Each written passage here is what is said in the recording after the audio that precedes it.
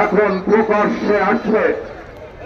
আমরা খুলনা বাস্তম্বারঘাটে বলে আপনাদের আওয়ামী সন্ত্রাসীদের হাতে ডক্টর ইউনূস সরকারের কাছে আহ্বান জানাতে চাই, আপনি একজন আন্তর্জাতিক মানের ব্যক্তিত্ব, আপনার সুনামের উপরে বাংলাদেশের সুনাম নির্ভর করে। আপনার সুনাম আমরা সবাই করি। আপনি যে সাপোর্ট পেয়েছেন, সমস্ত রাজনৈতিক দল আপনাকে শতভাগ সাপোর্ট দিয়েছে 5ই আগস্টের গণ অভ্যুত্থানের পরে। আপনার দায়িত্ব ছিল বাংলাদেশে গণতান্ত্রিক আবহাওয়া বিরাজ করা, সেই পরিবেশ সৃষ্টি করা, নির্বাচিত সরকারের হাতে ক্ষমতা হস্তান্তর করা। কিন্তু তর্ক বিতর্ক জুড়ে এমন অবস্থা সৃষ্টি করেছেন যে ফ্যাসিবাদের সমস্ত অপকর্মগুলোকে চাপা পড়তে বসেছে এবং সেই ফ্যাসিবাদটা আবারও বিভিন্ন জায়গা উত্থিত হচ্ছে, নতুন করে হামলার সূত্রপাত হচ্ছে। মনে রাখবেন, কোন হামলা মামলা রক্ত চক্ষুকে কিন্তু বিএনপি গত 17 বছরে ভয় করেনি, সামনেও ভয় করবে না। আমাদের উদ্দেশ্য বাংলাদেশের গণতন্ত্র প্রতিষ্ঠা করা।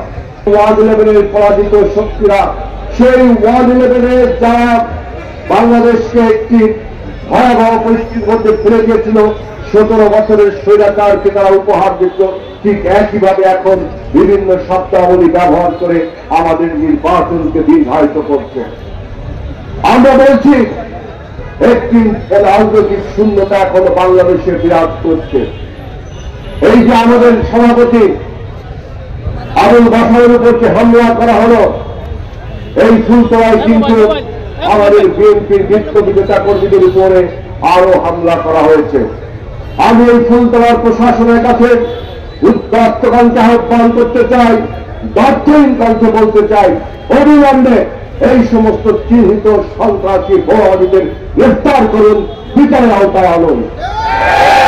বাংলাদেশে আমরা যে রক্ত দিয়েছি, সংগ্রাম করেছি, 17 বছর ফ্যাসিবাদ মুক্ত করেছি, গণতন্ত্রের যে বাতাস প্রবাহিত হবে, সেই গণতন্ত্রকে আজকে যারা হুমকি দিতে চান তাদের উদ্দেশ্যে বলছি, মনে রাখবেন 2008 সালে যে ভুল আপনারা করেছিলেন, আপনাদের ভুলের কারণে বাংলাদেশের অনেক জাতীয় নেতাকে কিন্তু ফাঁসির মঞ্চে ঝুলতে হয়েছে।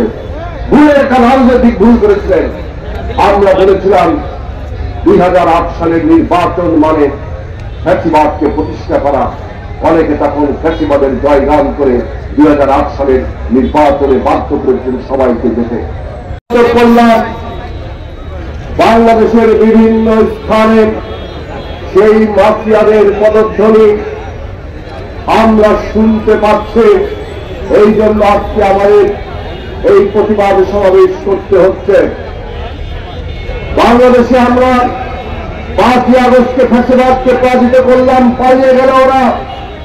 তারপরেও যে তর্ক এবং বিতর্ক জারি রয়েছে সমগ্র বাংলাদেশে, যে সংস্কার হবে, রাষ্ট্র মেরামত হবে, বলছে যে ফ্যাসিবাদের বিচার হবে, বিভিন্ন রকম শব্দমালা প্রয়োগ করে আমাদের 5ই আগস্টের যে চেতনা ছিল বাংলাদেশে গণতন্ত্র প্রতিষ্ঠা করা এবং ভোটের অধিকার প্রতিষ্ঠা করা, এই তর্ক এবং বিতর্কে আমাদের সেই চেতনাগুলো, আমাদের সেই ভোটের অধিকারগুলো, আমাদের সেই গণতান্ত্রিক অধিকারগুলো আজকে ধামাচাপা পড়ে যেতে বসেছে। আমরা বহুবার বলেছি যে বাংলাদেশে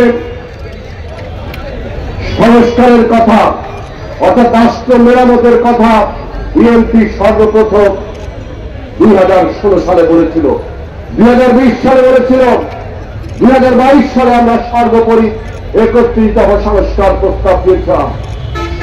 যখন ফ্যাসিবাদের রক্তচক্ষুর সামনে দাঁড়িয়ে কেউ কথা বলতে পারেনি, আমাদের দল বিএনপি সেই ফ্যাসিস্ট হাসিনা এবং মাফিয়া রক্তচক্ষুর সামনে দাঁড়িয়ে আমরা সংস্কারের কথা বলেছিলাম। আজকের এই মুক্ত যুগে 5ই আগস্টের পরে আপনারা সংস্কার সংস্কার করে চিৎকার করছেন। আমরা বহু আগে সেই সংস্কারের কথা বলেছি। আমরা বলেছি সংস্কার এবং নির্বাচন একসাথে চলতে পারে। যারা বলেন আগে সংস্কার করতে হবে, পরে নির্বাচন করেন, তারা রাজনৈতিক অনভিজ্ঞতার পরিচয় দিচ্ছেন, রাজনৈতিক অপরিপক্কতার পরিচয় দিচ্ছেন। আমরা প্রথম বলেছি এই ফ্যাসিস্ট গণহত্যার আসামি শেখ হাসিনাকে বিচার করতে হবে। আমরা প্রথমে বলেছি যারা গত 17 বছর খুন করেছে, হত্যা করেছে, তাদেরকে গ্রেফতার করে বিচার করতে হবে। আর আজকে যারা এই মুক্ত যুগে বলছেন যে আগে বিচার পরে নির্বাচন, আবারও তারা সেই অনভিজ্ঞতা এবং অপরিপক্কতার পরিচয় দিচ্ছেন। আমরা বলছি ফ্যাসিবাদের বিচার এবং নির্বাচন একই সাথে চলতে পারে।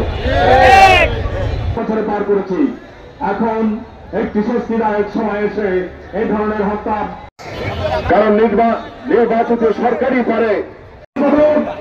আমাদের সকলের প্রিয়